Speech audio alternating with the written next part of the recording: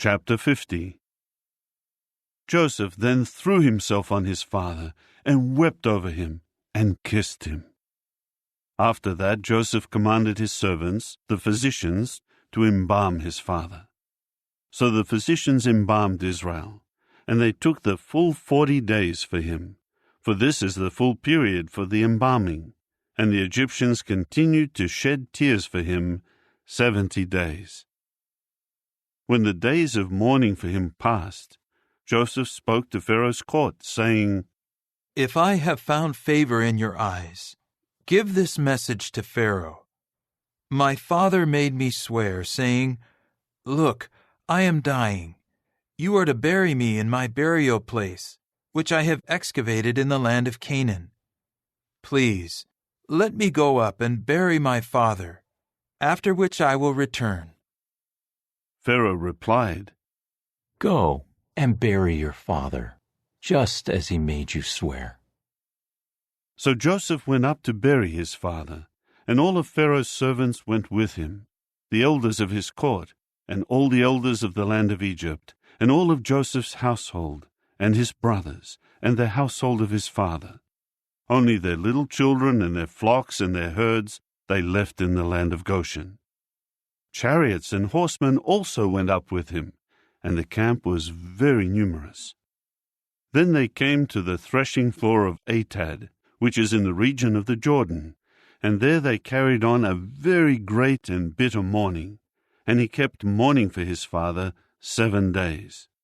The inhabitants of the land, the Canaanites, saw them mourning at the threshing floor of Atad, and they exclaimed, "This is a great mourning for the Egyptians." That is why it was named Abel Mizraim, which is in the region of the Jordan. So his sons did for him exactly as he had instructed them. His sons carried him into the land of Canaan, and buried him in the cave of the field of Machpelah, the field in front of Mamre, that Abraham had purchased from Ephron the Hittite, as property for a burial place. After he buried his father, Joseph returned to Egypt with his brothers and all those who had gone with him to bury his father.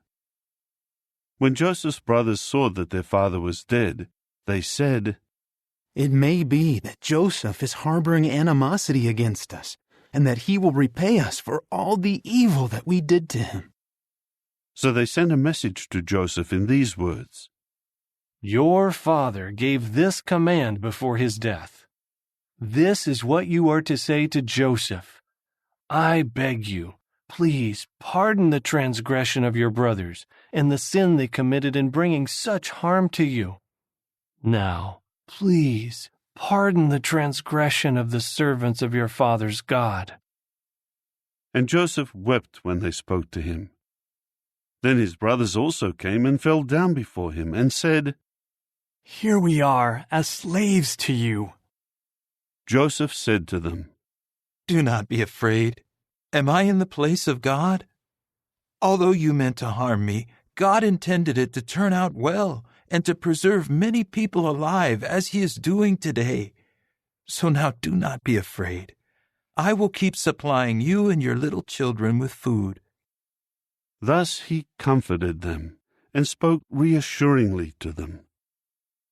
And Joseph continued to dwell in Egypt, he and the household of his father, and Joseph lived for 110 years. Joseph saw the 3rd generation of Ephraim's sons, also the sons of Machir, Manasseh's son. They were born upon Joseph's knees. At length Joseph said to his brothers, "I am dying, but God will without fail turn his attention to you, and he will certainly bring you up out of this land, to the land about which he swore, to Abraham, to Isaac, and to Jacob." So Joseph made the sons of Israel swear, saying, "God will without fail turn his attention to you. You must take my bones up out of here." And Joseph died at the age of 110, and they had him embalmed, and he was put in a coffin in Egypt.